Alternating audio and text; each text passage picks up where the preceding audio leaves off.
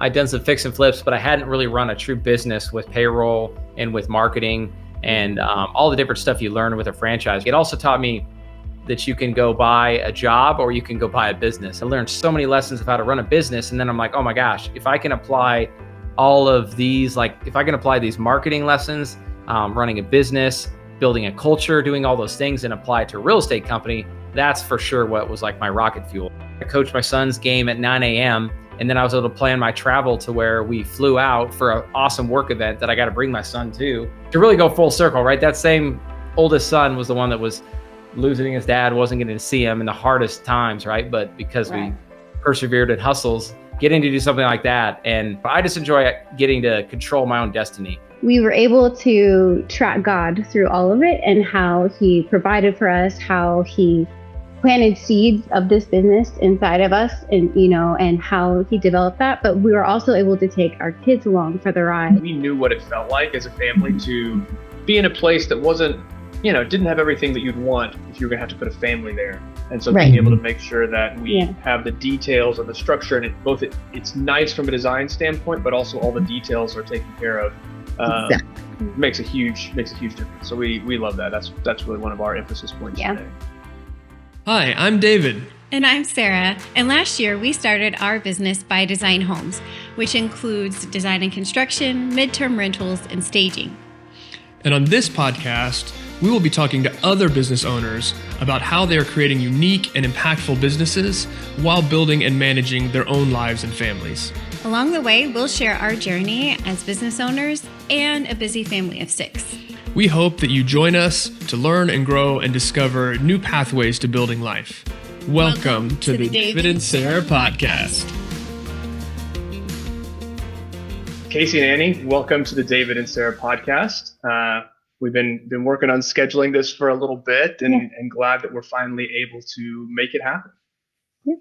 Likewise. Thanks for having us. Yeah, absolutely. So if it's all right, maybe just start with telling us a little bit about yourselves, where you guys live, kids, that kind of thing, and then we'll go from there. Yeah, sounds good. I'll lead and I'll make sure I don't talk too much. But if I don't talk, then I won't get to talk because once she gets going, she just carries the conversation anytime. I give her a hard time. It drives me nuts. I'm like, she's afraid of silence versus like in negotiating, like silence can be a good thing, Like, but she's like, she has to fill every little hole, but that's okay. I'm personable. Okay. She's very personable. Introduce us. Yeah. I like where this is starting. We're starting on a good foot. I like this. Great. Exactly. But yeah, so we live in Houston, Texas right now. We have 4 boys, a 10-year-old, an 8-year-old, a 5, and an almost 2-year-old. So all boys here in Houston. But we grew up, so we're not from here. I grew up in Wyoming and Annie grew up in Montana. We met in college. Actually, I was playing football at Rocky Mountain College. She was a cheerleader. So very cliche. Classic. Yeah. But then we moved. I went to grad school at Wyoming for petroleum engineering and got my first job in Houston. And that's when we both moved down to Houston. And then we I'm trying to not get distracted with the screaming, but yeah, we got 4 boys. Luckily, the babysitter's helping us right now. But anyway, so to finish the story, moved down to Houston. I started with Shell. She actually moved down and I was a Houston Texans cheerleader which was a big accomplishment coming from Montana and going to a big city and hitting a platform that big. So that was really fun. So I kind of had a job per se down here. And then I was also teaching in a school district as well. So that was fun. And then after that, go ahead. Yeah. Well, and then before curiosity, which school district were you teaching in Houston? I was at Palmer Elementary. Okay. Yes. I was asking because I grew up in Houston, and so I lived in the Katy area, but my dad taught high school at Langham Creek High School for about 20 years. So awesome. Fair school districts. Yeah. Okay, so you're speaking my language. So I was just right out of Missouri City when we first got into Houston. But we're West Houston, so we live in the Memorial area, very close, right down the street from us. Yeah. So that's cool. That's cool. Small world.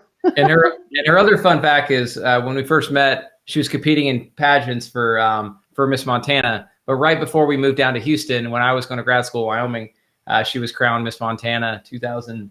10. 10? Mm-hmm. And Wow. Now he's aging me. This is not fair. So it's been crazy. We've stuck together for how many years now? 14? Yeah, 14. 14 years we've been together. So. Nice. Yeah, guys, it's pretty similar as far as the age range for us. So we're a 4-kid family too. Love it. Girl, boy, boy, girl, 14, 12, 8, and 6. Yeah. So similar age range. We're just like a few years ahead of you. Yeah. Married for almost 22. Congratulations. Yeah, 23 years. Almost 23 years. I lost a year. Almost 23 years. No, we're working on 24. Yeah, we're almost 24. January 24. Hey, so. Congratulations. That's awesome. Thanks. That's awesome. How are the teenage years? They're interesting. Okay. But they're good. They've been really good. I feel way more positive about it than her facial expression is letting on. I think that as women, we take on more of that stress than, Yeah, Yeah, I mean, our oldest, she'll be 15 next month. Okay. And so it is, but she's pretty exceptional, I think. I don't know, but she's a pretty extraordinary girl. And so it's been pretty easy so far with her. And so, but it's been really fun to kind of like track her through her phases and changing our relationship and our dynamics. And so it's been really neat to kind of follow that, but nothing too intense or crazy yet. But I think it's been great. It's a transition of the nature of the relationship, I guess is what I would say, right? Okay. So where kind of 0 to 6 is you need to do what I tell you to do because I said to do it. Kind of 6 to 12 is some kind of transitionary, and then as she's kind of gotten into teenage years, it's been more about, hey, we're coaching, we're helping, we're still guiding, but it's more about her finding her own self and who she is and all of that. Right. So it's been it's been a great I bet that's process. so awesome. I'm excited for that chapter. I don't want it to rush, but that makes me excited. So thank you for putting the positivity out there, something to look forward to. Yes. I love it. It's like I was telling somebody at work the other day, I was like, we were just talking about the company and what if, they paid us extra money, would we do more work? And I was like, there's no amount of money that you could give me that would make me go work 100-hour weeks for the next 5 years of my life. Because this window of time with my kids at these ages, I will never get that back. Absolutely. He's like, well, what about generational wealth and all that? I was like, I will not have raised humans who could do anything with it if I run away. And so I was like, there's like a priority of this season of life, which we think is great. Yeah. Love that. That's so true. Yeah, that's the challenge. I battle that every day, trying to grow, but be there for the worst. That's my probably biggest struggle is like, and I think we're still there for a lot of it, but do I wish I could be there for more? Absolutely. But it's me too. Yeah. Yeah. During the trenches, right? Right. Yeah. Yeah. I feel like I see like videos of, you at football games and different things. It feels like, if I see the social media presence anyway, there's a lot of engagement. Yeah. So maybe that's let's transition to that. So obviously you guys have got multiple avenues. Casey, I know you from Sub 2 being in Pace Morby's community. I know that you do stuff in Wyoming, you do stuff in Houston. How do you balance the breadth of the current business that you guys have going on with family life? Yeah, how do we balance it? It can always be better, right? And yeah, she's looking at me. I should let her answer first. Do you want to answer first? No, go ahead. The one nice thing I always have to, and I think we both have to remind each other is where we came from, right? So when I was working in oil and gas, I was constantly have to go, and I still had a great job. I mean, in general, compared to the rest of the world, I would work for 2 weeks. Rest of the working world, not even just like even first world problems, I still had it good. I would work for 2 weeks on a rig, but I'd be gone from the family. And then I'd have 2 weeks off where I wouldn't have to do anything. But was I doing nothing? I was like hustling, building real estate business, right? But it worked to where we're able to build stuff up there. But now we have the luxury. Like I always tell this story of like, I'll never forget, it was during COVID and I was having to go to an offshore platform and it was ridiculous. They would make us go for a week and sit in a hotel room in quarantine before they'd let us go offshore for like 3 to 4 weeks because they were so worried about a breakout offshore. And so we'd literally go to a hotel in Houma, Louisiana, and sit there. So I'll never forget this one. I had to drive on like a Sunday night to get in to check into quarantine so I could go to the rig in a week from when I checked in. But I'll never forget, I had to leave that night, and my oldest son, I forget, he was probably maybe about 4 or 5. 5. And he didn't want me to go, and I was really sad to leave him. And then I guess I didn't realize at the time, but he was like chasing after the car when I left, and he was like running outside, like Annie had to go chase him down. Ran down the street, and that's just like we're probably gonna start tearing up. But that was, it's you get that sense of now you know how like the military families are, always having to say goodbye, or people who don't have the luxury of seeing your parents or your kids every single day. I mean, we have to squeeze our babies a little bit more and be appreciative of like, hey, I get to be with my kid. So since that happened, we just put it out, and our goal was to make it so Casey could be home more for not only support for the kids, but also so our kids didn't have to grow up with the part-time dad and to be and a part-time spouse. And sometimes I wouldn't be able to talk to him out on the rig for days because of just the hours that he was working. So that was really hard, kind of working into that single motherhood, trying to raise a 4-year-old and a 2-year-old at that time. So it's kind of, it's hard, but we got through it. But to go for a circle, I didn't like it, but I did it, and I hustled while I was out there. And while I was working out there, I was still hustling to build up the real estate business to where now, like, we're able to, yes, we're going 100 miles an hour, and I'm still working a lot. I still wake up early, but I enjoy waking up early and getting ahead of the day anyway. I think he's undiagnosed ADHD, so it just works. Yeah, but at least now, like, I wake up early and she forgets it, and I have to remind her that I'm actually home every day. Granted, I am still in this office and we don't spend as much time, but I'm still home and I'm not gone, right? And I'm still working. Yeah. And then the other big thing is getting to set my schedule. I think perfect example is the last weekend. It was awesome. I got to coach my son's game at 9 a.m. And then I was able to plan my travel to where we flew out for an awesome work event that I got to bring my son to. We literally played in a football game, finished it, ran off the field, like took an Uber to the airport in Houston, flew right to Denver, and we're able to get up Saturday night for a game in Laramie where I grew up. And we're doing a big event as part of our like real estate company. But it's cool that I got to bring my son along to see that. I mean, that's awesome. To really go full circle, right? That same oldest son was the one that was losing his dad, wasn't getting to see him in the hardest times, right? But because we persevered and hustles, getting to do something like that. And granted, I was gone for the rest of them, but I don't know. I just enjoy getting to control my own destiny and set my own schedule and prioritize the thing I want to prioritize. That's so good. So then, so take us back. How did you end up in real estate, right? Obviously, you petroleum engineering degree. You had the job on the rig. Where did real estate like enter the picture? Yeah, absolutely. So it started in 2010 when I was still going to college at the University of Wyoming. I was going to grad school, and funny story, my roommate his dad owned the house, and he was about to graduate, so they're going to sell the house. This happens a lot in this little college town.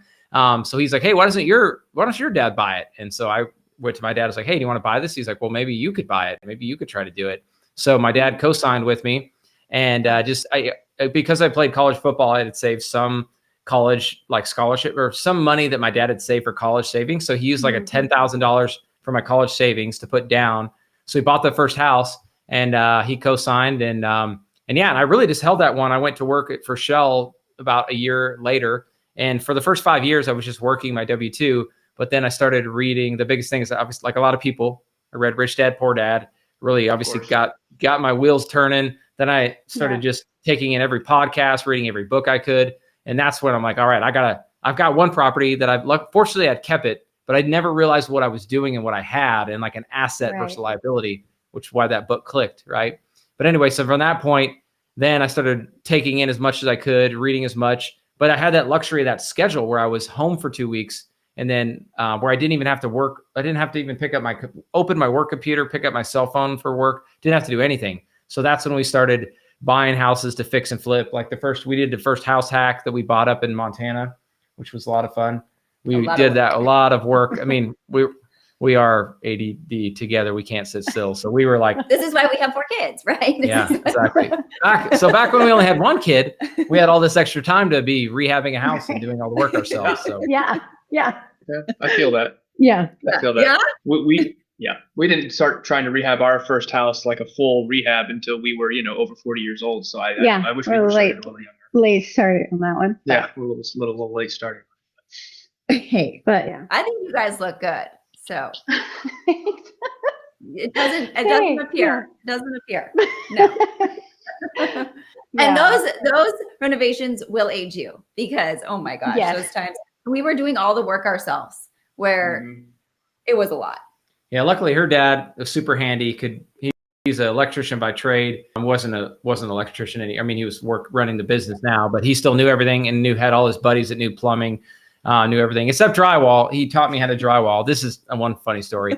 So we're in the house right before we had our second kid, and again, I was learning how to do drywall. I would do a bunch of it, sand it down, do it again. Took me 4 weeks to do this basement, which was not very big. And then when I found out how actually fast real professional people can do drywall, I was very defeated. But the story goes is, this is not a funny story. Yeah, we were getting ready. She's literally about to have our second boy, and she comes downstairs. And the first one we made 3 or at least 2, maybe 3 trips to the hospital before we had a baby. So I'm like, Annie, are you sure? Do you really want to go? Okay, let's back it up here. So he's downstairs trying to do the drywall. Okay. And yes, whatever this is, I don't do that. So he's downstairs doing that. And I start contracting and I'm thinking, this baby's coming. So then, of course, my family was there. And then it's like, okay, I think it's time. I think you guys have to watch the oldest one. I think we've got to go. So I waddle down the stairs. I'm like, we need to go to the hospital. And Casey's like, no. We have time.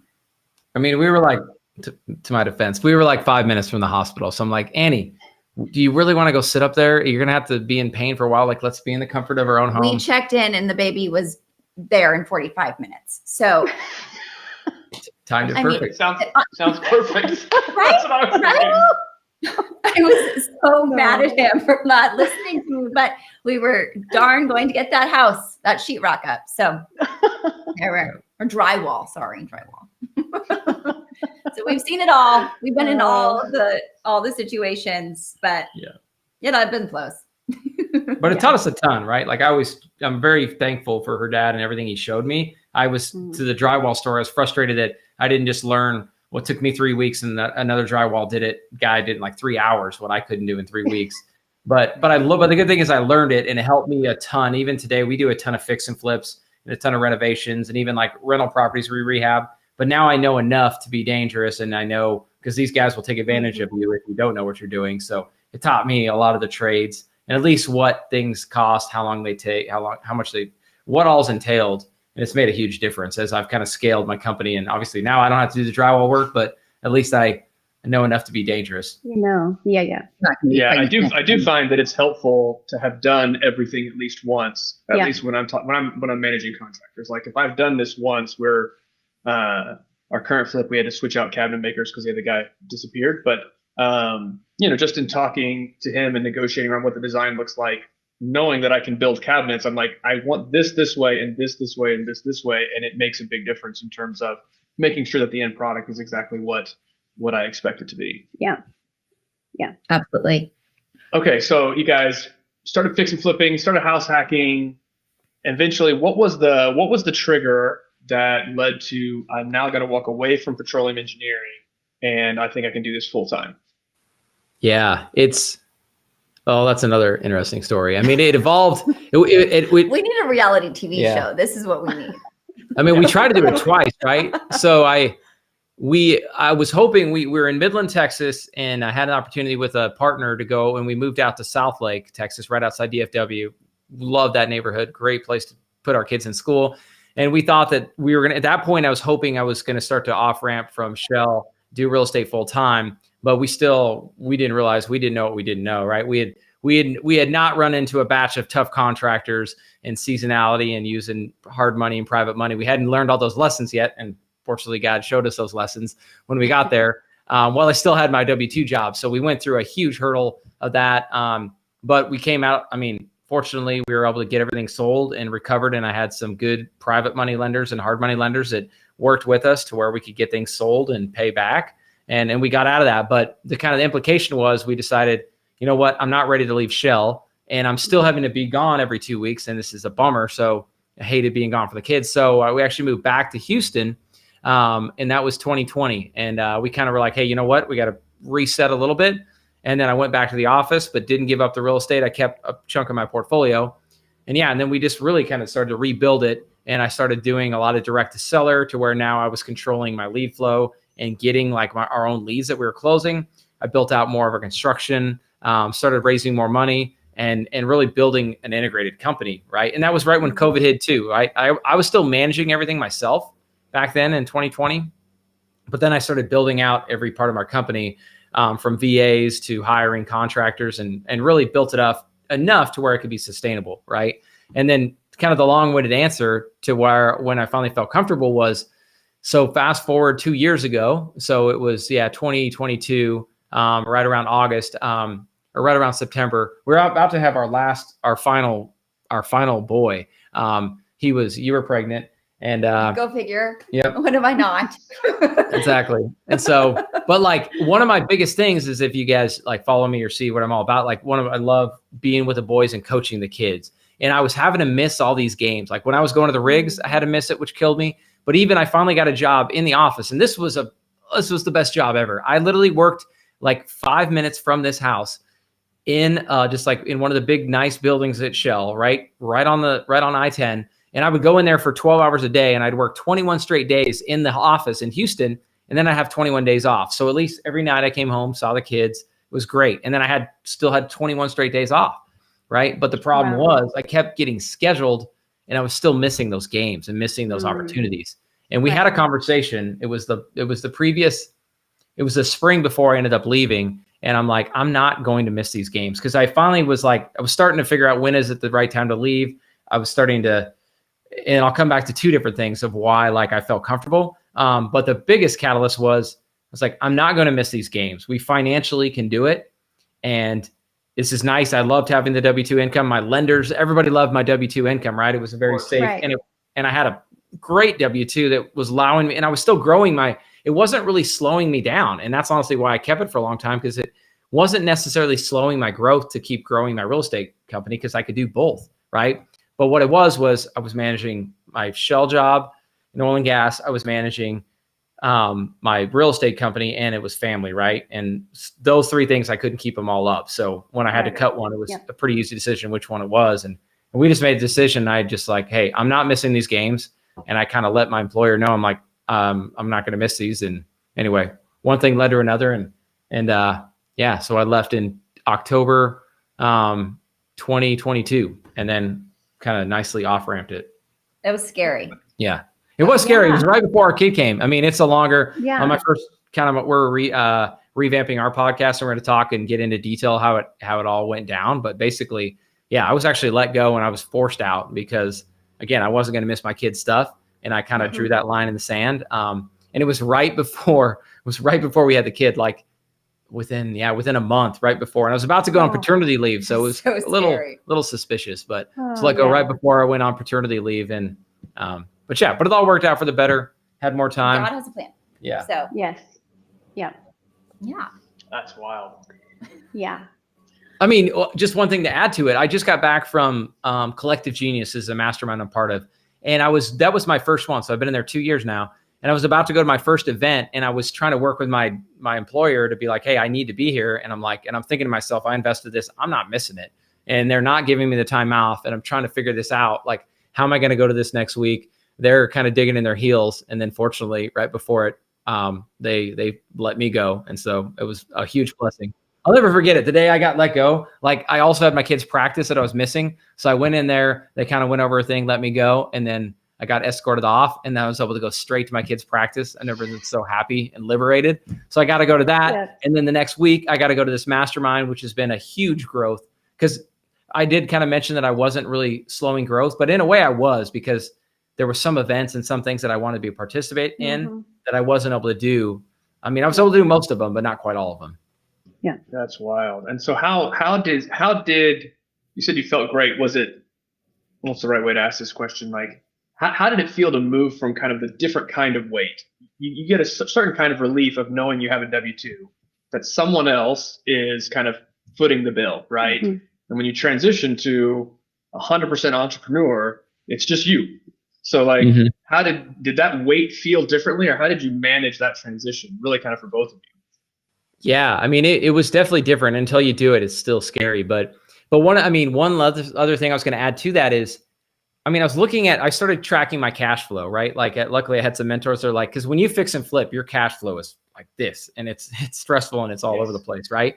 But so I would project out my cash flow and figure out where is the money coming in, what deals are we taking on. But when I was looking at this cash flow spreadsheet, like I was making like 5,000 every 2 weeks, I think at the time, which was good money, right? But like that little 5,000 was not moving the needle whatsoever on like my business and how I was operating my financials, right? Like what was moving the needle was whether I fixed and flipped a house, raised money for a deal, whatever that's what I had to manage. So I'm like, you know what? These things are having a much bigger impact because I've grown my company. I needed to put all my emphasis on that, right? So when I looked at it, it wasn't really moving the needle that much. I mean, it was great. And like I said, I was getting financing and all these different stuff.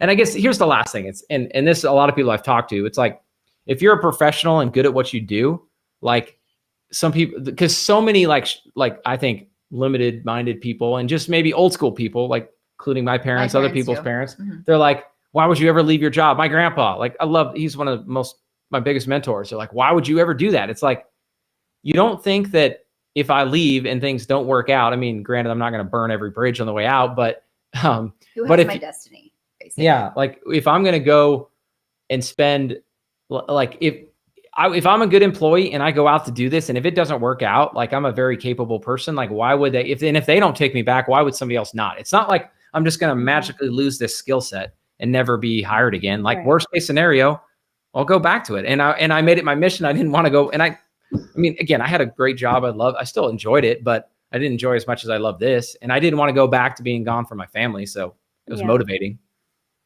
So you guys have said God a couple times in there. Where does kind of faith sit for you guys in terms of your decision-making process around all of this?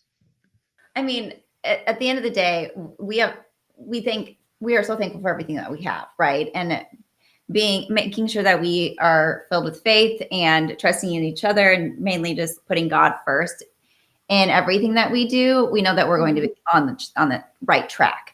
And we're hoping to like continue to teach this to our kids. Like if you just put trust into God and have the faith that he is going to be there for you, the highs and the lows, that you can get through anything. And so I think that our faith is really, really solid in that, and how we.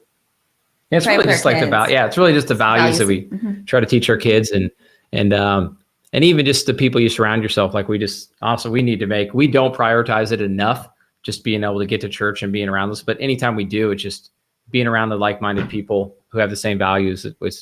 That's, I think, what's most important to us. Yeah, that's really good. I mean, I know for us, like, I don't know how much you've talked about our journey at all with Casey, but like we started in this mainly because, well, right around when COVID hit in 2020, we had a pipe break under the house, and it started to seep through and flooded our entire downstairs.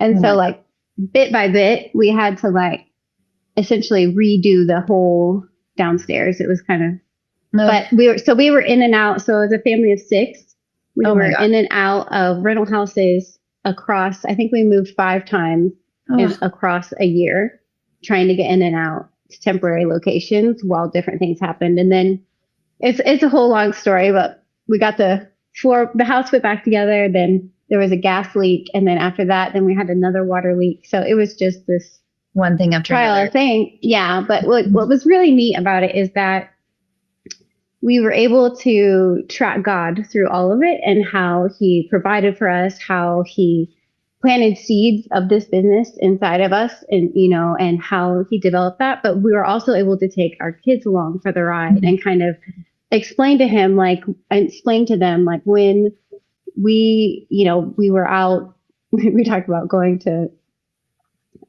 shopping and doing all kinds of things, trying to find new fixtures or new furniture, whatever it was that we needed to get, and we'd drag them along with us.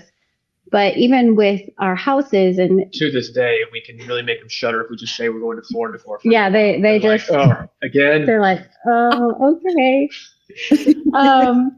But then even to the point where we knew, like, we could talk about God's faithfulness in providing for us a house to live in and somewhere to be. And that at nowhere along the way, like, they even, because it was COVID, they all transitioned to being schooled at home. He was working from home.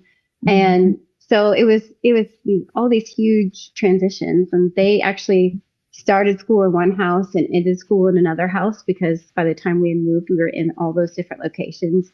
And so it was just a beautiful thing to be able to track God, and then to have them have something to look back at for their own faith and for their own lives, to go, oh, I know my God is faithful, because when this happened, he provided in this way and I was taken care of. And so it just made it very real for them. And so it's a really neat thing. And I think real estate gives the opportunity to do that, to be able to bring your whole family along, to track a journey in God, and track even when it's, investing in housing and buying a new house and flipping a house and all that kind of stuff. So couldn't agree more. I couldn't agree more. And then also, like, to piggyback off of that, with providing houses for people, I mean, how great is that for us, as, entrepreneurs and people working in real estate, to provide something for other people as well, and doing it in, right. And just living through Christ that way. That's a little silver lining there as well. Yes. Yeah, I completely agree. That's why we actually ended up, the start of our journey was doing midterm rentals specifically for people who had something happen to their house and they needed a place to stay. And this was quite a few, this was years ago, several years ago, at least, before it kind of became the known quantity that it is today. But it was about that. It was about, we knew what it felt like as a family to be in a place that wasn't, didn't have everything that you'd want if you were gonna have to put a family there. And so being able to make sure that we have the details and the structure, and it's nice from a design standpoint, but also all the details are taken care of. Makes a huge difference. So we love that. That's really one of our emphasis points today. That is so awesome. Okay, so that makes sense as far as how you got there. So where are you at today? Like, what is the business today? Because I feel like I've seen multiple business names. There's a capital company. There's the development company. What is the business today? Yeah, you bet. The only other one we didn't talk about, which I think really kind of set the stage to tell a little bit more stories. We were still in Billings back in, what was that, 2015, actually. And she was part of Pure Barre, is a women's fitness franchise. And I think it's worth sharing, because this is really where we started collaborating. Yeah. And so we were looking at that. We were moving to Midland for work. And she's like, hey, I can't go to Midland without a Pure Barre. Like, we should look into, like, what would it like to be to run this franchise or invest in this franchise. So we did that, and actually we opened our first franchise in Midland, and it was a great success. It was actually fun. We both poured into it, put a ton of work into that one. I even got him at Pure Barre doing the workouts with all the women. And then we would have like date nights where the guys would come, they would do the workouts, and they would die on the floor while the women are kicking their butts, all the things. But it was a fun little time. But it was great because we fostered a community there, and then he got the business side of it. And I think that's put a little fire underneath his bottom too, about jumping more and being more risky in the business world. It just helped a ton, because I was running, I had rental properties at the time. I'd done some fix and flips, but I hadn't really run a true business with payroll and with marketing and all the different stuff you learn with a franchise, right? And to me, it was like, you can go get an MBA, or you could go buy a franchise. And that first one was really good, taught us a lot. But also I learned, we bought a bunch of sequential ones. We actually bought 4 in San Diego, a couple more in Houston. They were never like the first one, and they were always a struggle. And granted, we were fighting through COVID, but it taught me a ton of, like, it also taught me that you can go buy a job or you can go buy a business. And what we found at the end is we were buying a job. The first one went really well, but it was a tough model to make work. But it really, again, it learned so many lessons of how to run a business. And then I'm like, oh my gosh, if I can apply all of these, like, if I can apply these marketing lessons, running a business, building a culture, doing all those things, and apply it to a real estate company, that's for sure what was like my rocket fuel. Because then that allowed me to go jump into the direct to seller. So to answer the long way of answering your question is, we built out a direct to seller company. Next thing is we built out a fix and flip company. And then we've, the more longstanding one we've had is a property management company. Because I always built out. I'm an engineer. I'm a process guy. I mean, I don't love it, but I was taught to do it. And so I just built out all my processes when it comes to property management so we could do it in-house, because I for sure like having the control over it and a lot of things. All the things. Say. Yep. But when it comes to running that part of your business, I've just never heard anybody say, oh, I love my property manager. They're so good. They do everything I want. Nobody says that, right? Exactly. So they will never do it as well as you will do it. Yeah. Right. So exactly. Why not? So we just built that out.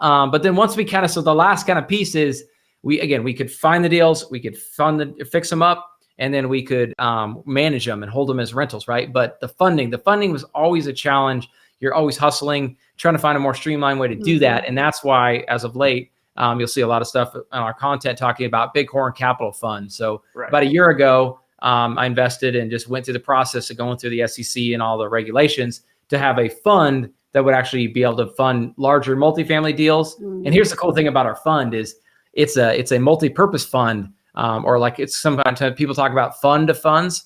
I can do multiple different structures and different strategies under one fund. So for example, right now we just did 45 units. Today I had my investor call and we were going through these 45 units with, and we raised about 1.7. We're actually raising the last part right now, but I've raised about $1.2 million from this collection of maybe 7 to 10 accredited investors. So that was one deal. And we did, for example, like 15% interest, and it's debt, right? It's a very simple way to do it. But now I'm looking at another one where it's going to be 10%, but it's flexible and the people can pull their money within 3 months, right? But down the road, I might want to go do an equity syndication type deal, but I can do all these different structures under the same fund. And that's why I invested a little bit more money and time into this platform. Do you have like a unique PPM for each offering, but it's all underneath one structure? Yeah, great question, David. So it is a 1 PPM that's super flexible, super long, like 90 plus pages from the top. Everyone signs that, right? But then the more important one I tell our investors is, read that. I mean, I'm not saying people don't not read that, but that's really a catch-all, right? That literally just allowed, my attorney said, he's like, that allows you to do pretty much whatever you want in real estate, Casey, but or within your fund, within the real estate realm, right? But then we have what's called a deal disclosure at each level. So down here, the fund for that 45 unit, we have like a 7 to 8 page deal disclosure that talks about how's it secured, what are the payouts, what's the term, what's the length, and then and what are the risks of that specific investment. So now each deal will have that separate set. But the cool thing is they're all separated. They're all in different entities and different, so like they're in different LLCs. So that way, this investor, if something happens, say my tenant slips and falls on a sidewalk and goes crazy and tries to file a lawsuit, like there's no liability. If you're in this fund, even though you're still in the same fund at the top, there's separate liabilities, so they doesn't cross over, which is pretty cool. I have so many more questions that might start because I just really quickly just a lot of fun structures, had some conversations with a few equity attorneys, and that what you described had never come up as far as a single kind of a one-time entity, if you will, with different deals inside of it. I hadn't heard that before. So I mean, not many people. And it's so hard because this is where I got stuck when I was doing a fund is like, there's so many, I always say the blessing and the curse of starting a fund is you can do whatever you want, which is a blessing, but the curse is you can do whatever you want. And so there's so many options. Like people talk about paralysis analysis when you're trying to buy a deal. Like when you're trying to set up a fund and there's 100 different ways and strategies and way you could do it was tough. And what I just kept kind of adjusting it because I didn't want to be tied to something, one structure. But what this allowed me to do is like, you know what, let's just go set up the first one. And then we're ready for the next one. We'll set up that. And then the beauty is you don't have to go pay for another PPM and go through all the SEC filings again. Right. It's just, you just set up a new LLC and set up the new deal disclosure. And I said, it's all accredited investors, I would assume. Yeah, you could go either way. I opted to go accredited on mine, but you can do a 506. I guess it'd be a B if it's for unaccredited. You could do the same thing. But what you can't do is you can't do a 506 Reg D, or you can't do the one with unaccredited and accredited within the same fund, right? So I can do lots of different options, but they all are accredited. Right. Yeah. Oh, one or the other. That makes sense. Yeah. And my understanding is if you go to unaccredited, the requirements on reporting and all of that just go through the roof because obviously the SEC wants you to not take advantage of the unaccredited investors. So they care more about that. That's right. Okay, so you've got the fund, which is allowing you to do some large multifamily investment. You've got the direct to seller. You've got the property management company, and then you have just the actual kind of construction, operational, fix and flip. Okay, and so for where do you hold your properties? Are you Houston? Are you Houston and Wyoming? What does the spread of the portfolio look like? Yeah, it's all our buy and holds are all in Wyoming. We've been doing some direct to seller and fix and flip in Montana. You know what? I lied. We do have we actually have our first, it's a triplex in Montana that's like a STR MTR. So we got some buy and holds in Montana. But primarily we have roughly 250 units. And that's probably 50 to 60 different properties. Most of them are made up in Wyoming, but as I mentioned, the one in Montana, and we're doing a lot more in Montana. And actually, we actually have it's basically like a wrap we're doing in South Dakota, where I took over a sub-2 mortgage in Rapid City. And then we're doing a lease to own with the seller. So we're doing South Dakota. And then we've got a couple here in Texas, which is a whole nother story, maybe a whole nother podcast. But like we've been able to like leverage buying our properties and keeping them. So like we have 2 different short-term rentals here. The numbers will blow you away. Like I will tell you the quick ones, right? So when we moved into this house, we rented when we moved in here. Yeah. I'll give you the quick story. So, so when because I talked about when we were in Dallas and we were going through some hurdles, we moved back to Houston and we rented. So the cool thing is I was renting my house and then I still had this because I have a moving package from Shell, which is a great part about corporate America, right? So they helped me get a really good rate to go buy my next house. So we actually bought the house across the street from us to move into. So we got that at like a 2.75% rate in a great neighborhood, and it's appreciated a ton. And now that house right now we're renting for around $7,000 to $8,000 a month because it's furnished and there's so much demand in this neighborhood. And my mortgage is like $3,500. So and they pay all utilities. So it's crazy, right? So that was the first one. But what happened was that when I was renting that one house, I started again always pitching seller finance. I talked to the guy who I was renting from. I'm like, hey, we love this house. My wife liked it a little bit more than the one we had bought. Like, what if would you finance this one for us? So he carried me for like 2 years. And then I ended up refinancing him before I left my Shell job several years ago. So we bought that house like 30-year fixed at like 5%. So now that one's similar numbers, a little higher payment, but we're getting higher rent. So huge spread. So now when we went to move into this house, our dream house, again, I was like, now I don't have my W-2 job anymore to go qualify and rates are through the roof. Like, how are we going to do this? So she was like, she thought I was crazy. I was talking to all these people in the neighborhood and pitching creative finance. And she's like, everyone's going to be talking about us. Like nobody understands it. Like you're going to give us a bad name for talking. And our neighborhood is full of like realtors, right? Realtors who are like very by the book. They don't like to be creative. It's very, very rare. Yeah. Right. I mean, that's across, but yeah, to your point, that happens everywhere. If first time you pitch seller finance or sub-2 people, yeah, it breaks the brain.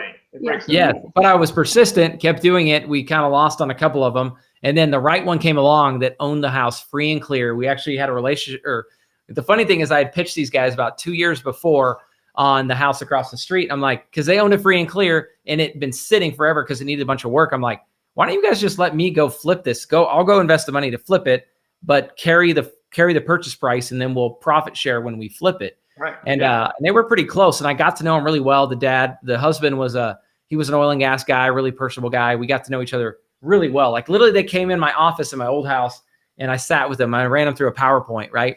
So anyway, deal doesn't work out, but I got to know them. So then when this house, this is where the story gets good. This house pops up on the market, the one we're in right now, and it's beautiful and it's what we're looking for. And I'm like, and I look at the listing agent and her name was Rhonda. I was like, Annie, it's Rhonda. So I called her. I didn't even tell you. I called her. I'm like, I immediately called Rhonda. I'm like, Rhonda, remember me? Remember me from, we tried to buy the house. She's like, oh yeah, I remember you and Annie and blah, blah, blah. Yeah. So I get to talk to her. I'm like, Rhonda, and I had a feeling. I'm like, do you own this house free and clear? She's like, yeah, we do actually. I'm like, would you and your husband be open to like seller financing it? She goes, you know what?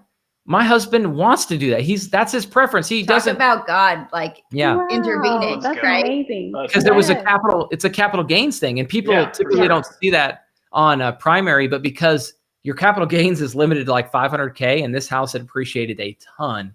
Right. So they were going to pay a bunch. And so they actually wanted to sell to us. So it was awesome. I was able to just put together a deal through them. They kind of did their own underwriting, but didn't have to go to a bank, got a 30-year fixed. And now why it's cool is not only we got our dream house, we kept the other house, didn't have to sell it. And now I've got those ones that are all cash flowing. So anyway, so that's the story of how we built our Houston portfolio. That's crazy. Nice. Wow. I don't know. Yeah. That's amazing. Wow. That's amazing. Yeah. I love that. Where's Kristen from in Wyoming? She is from Powell. You know Powell, Wyoming? Yeah. I don't know Wyoming well, but my sister-in-law, her family they live in Wyoming to this day. And so that's where my brother's up there quite a bit. Yeah. And we have some very good friends in Spearfish, South Dakota. Just west of Redwood City. Yeah. Awesome. Yeah. That's an incredible story, Casey, Annie. I love all of the details. There are multiple points that I noted down that if we decide to have a follow-up conversation, I would love to talk about. You got all the wheels turning. The wheels are turning. I'd love to talk about scale. When you talk about transitioning from I'm doing the work to I'm actually building a business. You talked about VAs and a few other things. I think there's probably some real interesting conversation there around what did that scale look like. I would love to dig into the Dallas time at some point in time. I think that would be a fascinating conversation because things do go wrong. And how do you manage it when things do go wrong? And I think there's probably some real wisdom in there for folks. But I think today this was a great conversation. Yes. Enjoyed kind of hearing you guys' story and getting to know you guys a little bit. And so really appreciate you being on the podcast. Yeah. This was a sheer pleasure. So thank you. Thanks for having us, you guys.